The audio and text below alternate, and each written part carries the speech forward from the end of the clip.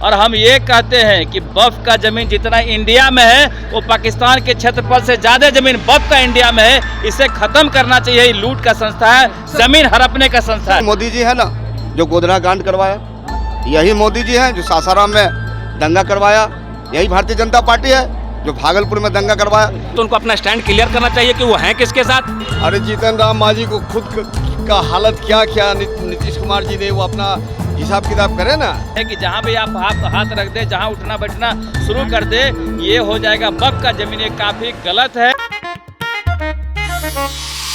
नमस्कार, आप देख रहे हैं जनमीडिया न्यूज़। आज सदन में कई मुद्दे उठाए गए।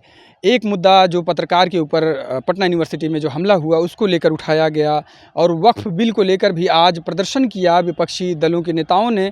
और जो मोदी जी, पीएम मोदी मुसलमानों को सौगातें मोदी दे रहे हैं, उसके ऊपर भी कई सारे जो विपक्षी के नेताओं ने अपने बयान दिए।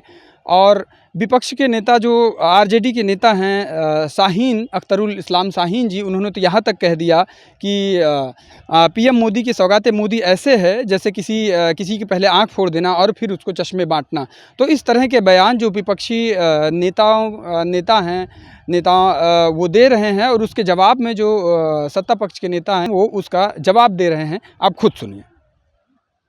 मोदी जी कुछ भी कर, यही मोदी जी है ना जो गोधरा कांड करवाया, यही मोदी जी हैं जो सासाराम में दंगा करवाया, यही भारतीय जनता पार्टी है जो भागलपुर में दंगा करवाया। तो तमाम ऐसी जो दंगा हुआ है भारतीय जनता पार्टी आरएसएस के लोग ने कराने का काम किया है।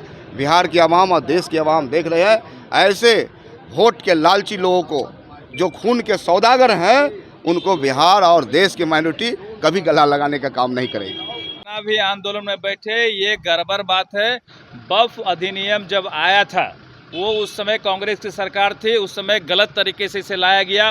पुनः इसका संशोधन 95 में किया गया, जिस समय नरसिम्हा राव जी प्रधानमंत्री थे, उस समय इसको और असीमित पावर दिया गया।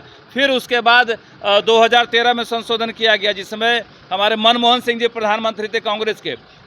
भाजपा के उन लोगों के साथ हैं जो कहीं अमन चैन को कायम नहीं होने देना चाहते हैं, समाज को लड़ाने का प्रयास करते हैं। वैसे लोगों के साथ खड़ा होना चाहते हैं, या अमन चैन और गांधी के रास्ते पर चलने वाले नीतीश कुमार न जाने कब भाजपा के गोदी में जाके बैठ गए और भाजपा के अनुरूप सोचने लगे। तो ये हम लोगों की तो मांग रहेगी ही कि अपना स्टैंड क्लियर करें नीतीश कुमार।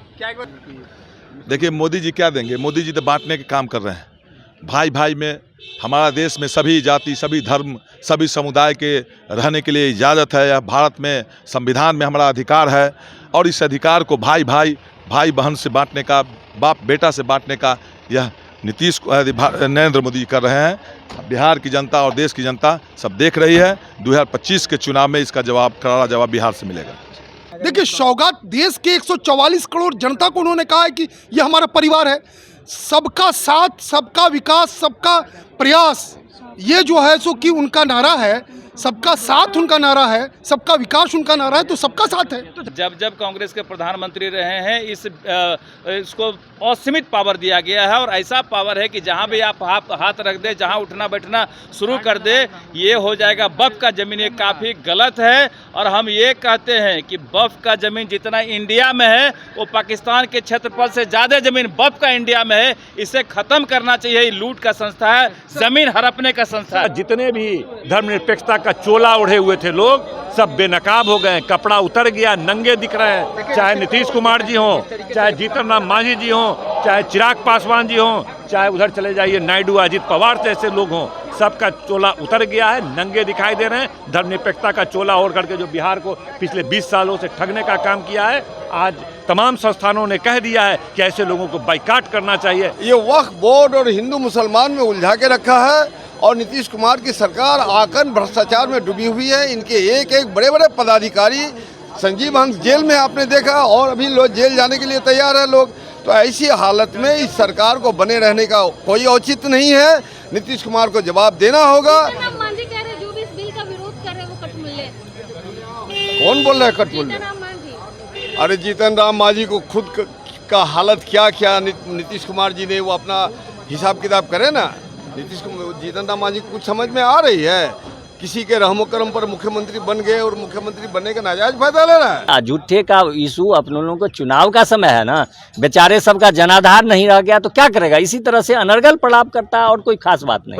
संशोधन बिल पर जदयू से समर्थन मांगा जा रहा है, कहा जा रहा है कि अरे भाई हम लोग तो मौलिक बात करते हैं ना, मौलिक समस्या बच्चों के पढ़ाई, जब तक शिक्षा नहीं होगा गरीबी दूर नहीं होगा। हम लोग उसके उनके भी समाज के बच्चों की बात करते हैं, बच्चों की हित की रक्षा करते हैं, वहाँ पर शिक्षा हो उसकी बात करते हैं, तो वो काम करें ना, उसमें तो वो लोग लगते नहीं हैं। और अनर्गल प्रलाप में क्या होना चाहिए, हम लोग मौलिक काम करते हैं।